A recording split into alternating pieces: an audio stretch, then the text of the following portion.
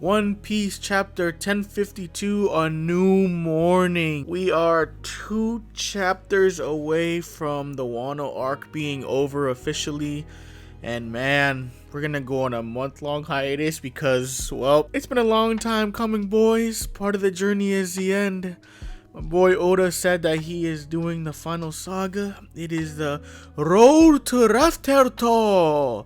The Road to Raftel saga. So, oh my god, we're in the end game now. Holy, it's time. But you know, we still got this chapter 1052, A New Morning. We will officially be done with the Wano arc in chapter 1054, and then it's time for the last saga. I can't believe it. I cannot believe it. Alrighty, so the chapter begins us in the sacred Merijua. We see the 5 elder stars talking and say, so Nika has finally descended upon the world. Sun god, Nika is here, ladies and gents. He is here. And then they're like surprised that both Kaido and Big Mom were taken out at the same time. They're just like, oh man, it's the timing couldn't be worse.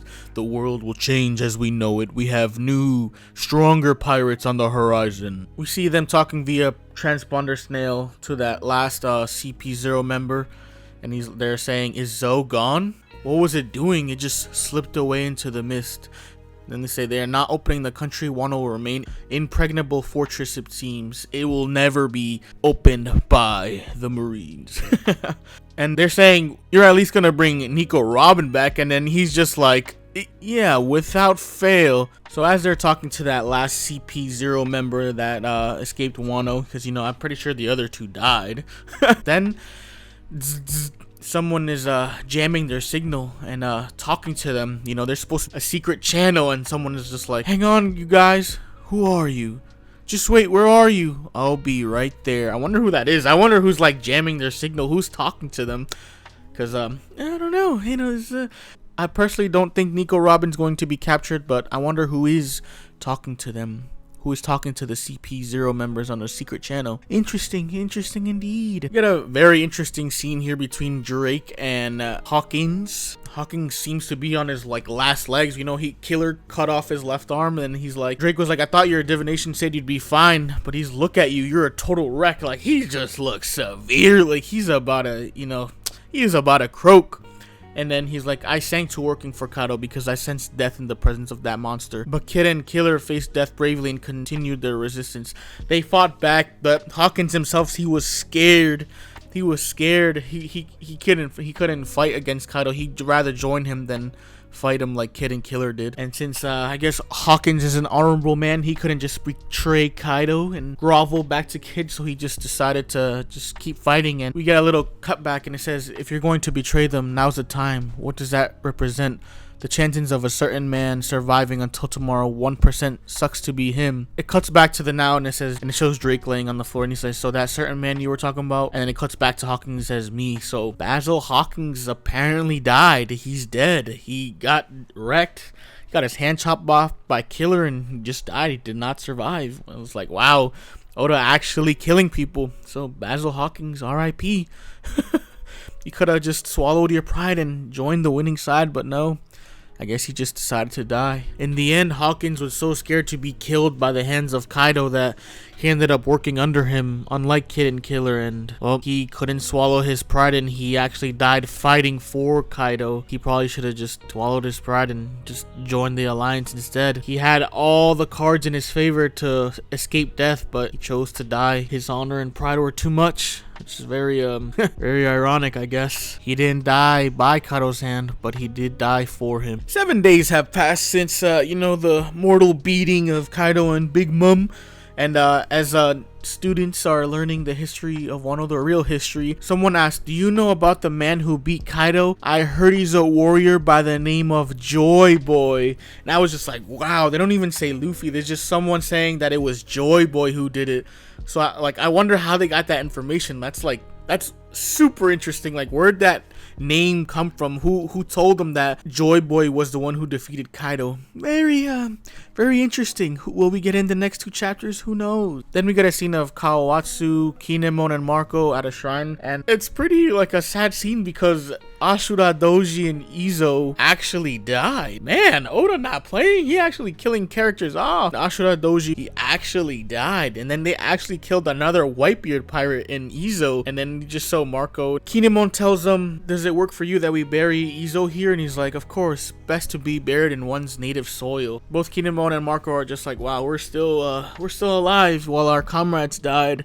It's just crazy that another Whitebeard pirate died, and then I did not see another Scabbard dying, and here we are, confirmed that Ashura Doji died during that fight. So RIP to the both of them. Then we get a funny scene of Hiyori drop kicking the mess out of Momonosuke. And then we finally, after 7 days, 1 full week, both Zoro and Luffy finally get up and they're like, "Meat! Sake! Beer booze!"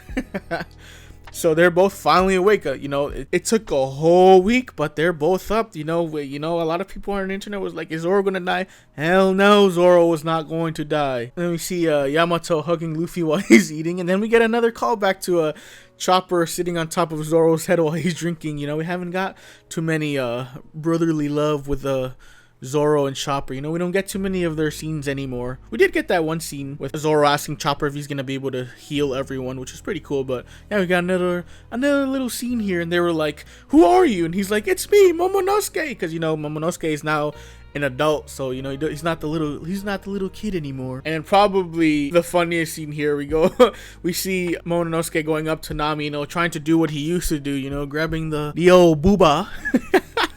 And she punches him right in the face, and he goes flying, and he's like, "It doesn't hurt." And then Luffy and Zoro are like, "Yeah, he's tougher now." And then we get the funny scene of Brook and Sanji just laughing. He's like, "Welcome to the adult world, Momo. Your special privileges are a thing of the past."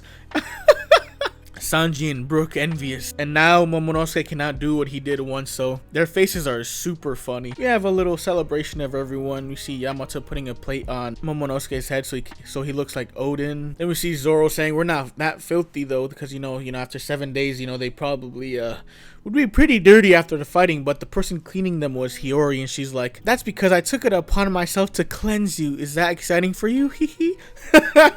That's Zoro's future wife. I'm calling it now.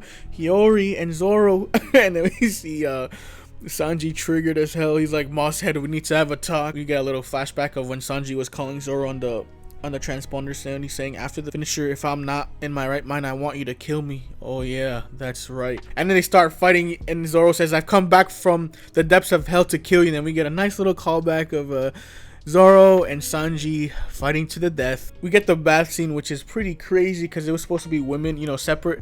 But Yamato actually goes into the men's bath, and you can't see anything because there's like clouds covering. But you see Sanji and Brook in the back saying, "Am I dreaming?" And Sanji's just in the air dying with a rush of blood coming out of his nose. Then we get to the port where Beppo, Killer, Frankie, Usopp, that old man is there, and Kid and his crew. They're building up the ships. Then we get to a scene with Kid and his crew, and Kid is saying, "Don't get all buddy with them. Stay on your guard until we're able to leave. Somehow, somewhere, the intel will leak and the papers will hear about it. They'll be after us as replacements for the 4 emperors." And then Law's like, he's right. They can't see us from outside of the closed nation, but we can't see what the enemy's doing either. And then Beppo is like, "What if we find out all their bounties are astronomical numbers like we've never seen before?" Yeah, their bounties after this are about to be super high. They might even pass Kaido's and Big Mom's. We'll see what Kid's, Law's, and Luffy's bounties are going to be after this chapter. But then we see everyone's favorite, I don't really like Apu, but he's Chikaro! And then Apu shows up with one of the numbers. He's like, "That's right, who can say how this information leaked out?" And then Kid just yells at him, "Stop acting like it wasn't you, you annoying bum." He's like, "I'm sure you're curious about the new bounty numbers. Wanna see him?" And he throws the newspaper all on the floor. It's all here. All of your bounties and the names they're calling the new emperors of the sea. So we got new emperors. There's Blackbeard, Kid, Law, and Luffy. The last 3 are not confirmed yet, but I'm gonna assume after this, the 3 of them will be the new Yonko, the new emperors. So in the next chapter, we'll be able to see what their bounties are. And right at the end, we see Green Bull. We don't see how he looks like quite yet. We'll probably most likely get it in the next chapter. But he has like a flower on his back. You know, people are saying that he has that plant fruit. Who knows? Who knows? I don't know when we'll find out. Maybe in the next chapter. Maybe in the next billion more chapters. Who knows? But he's having a conversation while flying. He's like, I asked you where you are right now. And then Green Bull responds, I already told you, Sakazuki. I'm in the air. In the air where? Oh, I can see Wano up ahead. Don't you dare make things any worse. Got that, Ryo Kyugyu? I know, jeez. He was talking to Akainu while he was flying to Wano. I don't know how his devil fruit works. I'm assuming it's a devil fruit anyways, but he has like a flower spinning and he's just flying. So some crazy things are about to happen in the next chapter, and I cannot wait. I cannot wait. This was a little short little chapter, you know, not much things happening, you know, celebrations, people waking up after their battles, and we see a little cameo of Green Bull heading to Wano, and some other interesting stuff. One thing we didn't see was Denjiro and Robin, so they're probably looking for the poneglyph, so who knows, maybe that CP0 agent is going after them now, or maybe it was Green Bull himself talking to the CP0 members, who knows, but the next 2 chapters will be interesting, but after that, month-long hiatus, but the road to Laugh Tale will be an amazing one. So overall, nice little chapter, not much happening, but pretty good.